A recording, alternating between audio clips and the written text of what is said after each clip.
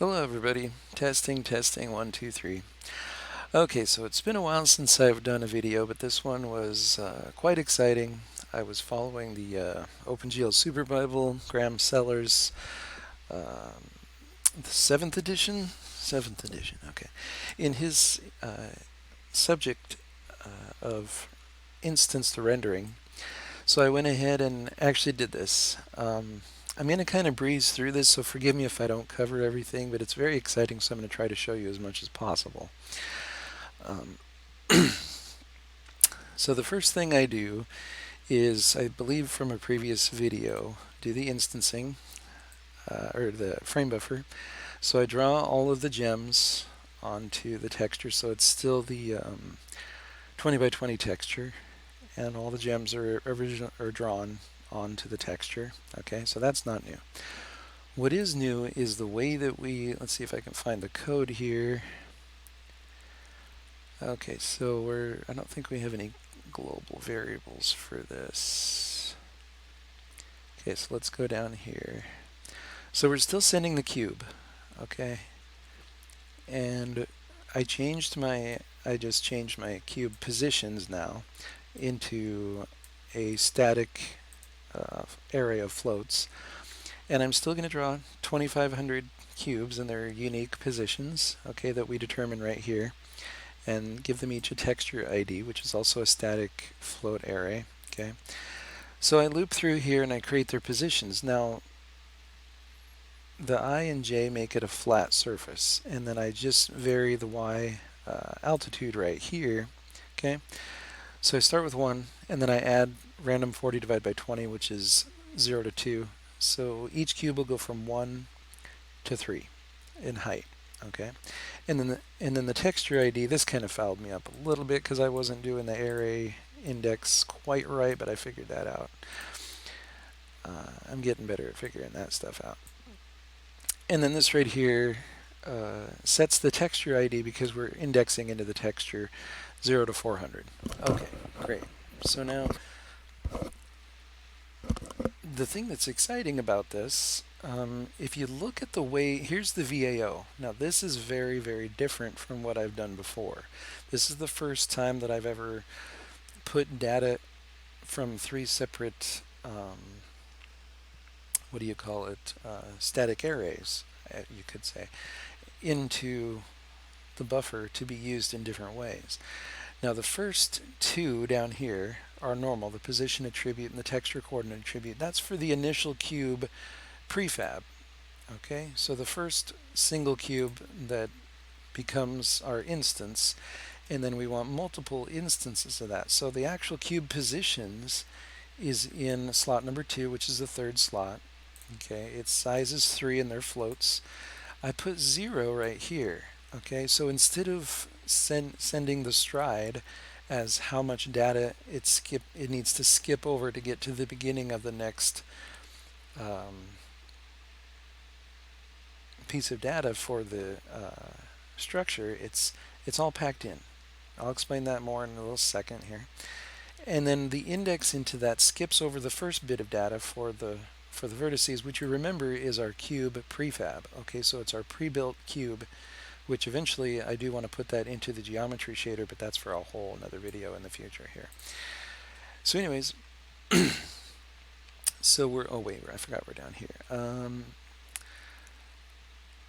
Okay, so the offset for this one is so after all of this data has been absorbed by OpenGL, then you start here and you take all the cube positions, okay? And then we enable vertex array like that. Now the next one is the texture ID. Okay, so that one, same thing, although it's just one float, okay, because it's 0 to 400 in this case. And it's also packed data, okay, but then the index is the size of vertices plus the size of the C positions, because that's the next one we're going to add, and we'll show you that shortly. So it skips over vertices, it skips over all the positions, and then it starts to read the texture data. Now here's some of the fun part right here. It's very simple. We set the vertex attributes, the last 2 and 3, which is the 3rd and 4th slot. We set the divisor to 1. What that means is the cube positions are all sequential right in a row. So there's 3 floats, 3 floats, 3 floats. So XYZ, XYZ, XYZ, all the way to the end 2,500 of them. Same with texture ID. It's 0 to 400, it's one float, one float, one float, all the way to the end 2,500 of them. So that's what that tells. If you put like a 2 or a 3 or a 4 or any number in here really, it will skip that excuse me, it will skip that in the data. So you could do every other cube position with the number 2 in there. That wouldn't work in this case because I've got the data packed in there and I've got 2,500 sets of 3 floats. Anyways, you can look up that and figure that out yourself as well. That's really handy for instancing. So everything else is pretty much the same down here. I send in the projection view and model. I send the model as a because the projection and the view control the camera. I leave those alone, so that's all computed like normal with the mouse and everything. And then the model I set, excuse me, I'm sorry, I set the identity matrix and I set that as the model because we're going to be transforming that in the vertex shader and then using it in the fragment shader. So here's the difference right here, and here's our little gem. So instead of making all these draw calls and all these calculations inside here, which really slows down the program, and I didn't even realize how slow it went until I added the shift boost. But anyways, so everything that I'm doing now, instead of doing all this stuff before, is done with one call to OpenGL. This is it. And I can add a 0 here, and I'm not going to notice a performance decrease, which is just awesome. Okay, so I'm drawing 2,500 cubes in one draw call. So in fact, I'm going to delete this because I've got this code in past versions and save it. Okay, so before I show you, I'm just going to see I added the shift boost down here, and I've got it. Okay, which is, I've covered that in another video, so I'm not going to really cover that again. So the cream of the crop happens partially here. You can see I added cube positions, okay, and texture ID into the vertex shader. So they're just additional attributes, vertex array attributes that come in. Okay, they're that packed data. And the way that OpenGL reads it, we told it how to read the data in creating the VAO. Okay, so that was back up here when we told, and oh yeah, and I didn't even get into copying the data in. I'm sorry. So let's go back up here. So when we create the VAO, I kind of skipped down to here, and you might have seen the code up here, but it's not. So let me back up for just a second as well, because the VBO is created here, okay, and then the data is copied in, but here's the allocation. Okay, so instead of using this line to copy all the data from just one static array, I use null for the third parameter, which just does an initialization, and you send in the size of, I sent in the size of vertices, the positions, and the texture all in once. Okay, so it computes the size and it allocates the memory. Then, as you're copying in the data, keep track of the offset. So in the first case, we're copying in the data normally like we normally would if there was just one static array. So the offset is 0. The size of vertices, you're probably used to this if you think about it. This is what you do in every other demo that I've ever done. And then what you want to do is take the size of vertices and add it to offset. And then the next buffer call copies all those position texture or coordinates, all those position coordinates, the size of them, and then it sets it to the offset at the end of vertices. So you're packing your data in there. And then the very last one, the offset's already set. You copy in your texture ID from that static array, and all 3 sets of data, vertices, positions, and texture ID, are copied into what's assigned to array buffer, which earlier we assigned to VBO. And then later on, or no, that's copying the data right there. Okay. And then we set the vertex attributes here. So now we go back to our vertex shader. So all the data is in there, and it's reading it. And because of the because of this, it's like I said, it's reading it, the data in differently. Now this is kind of hard to wrap your mind around at first, but it takes, once you get it, it kind of clicks and it works for you.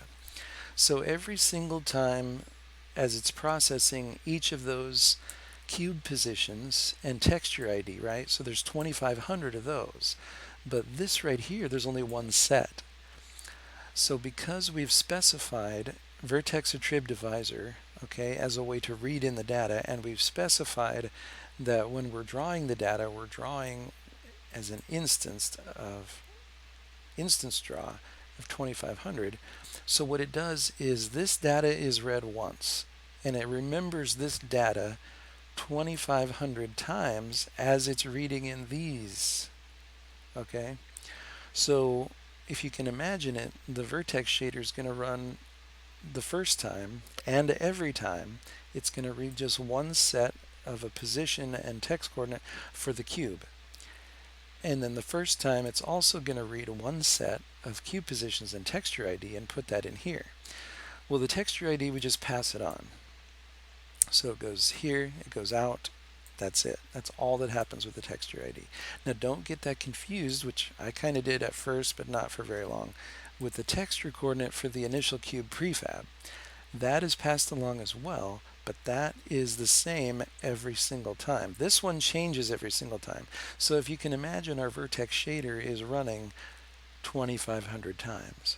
Okay, but these will not change each time it's run. So 2,500 times the position of the prefab cube and the texture coordinates for that prefab cube are not going to change.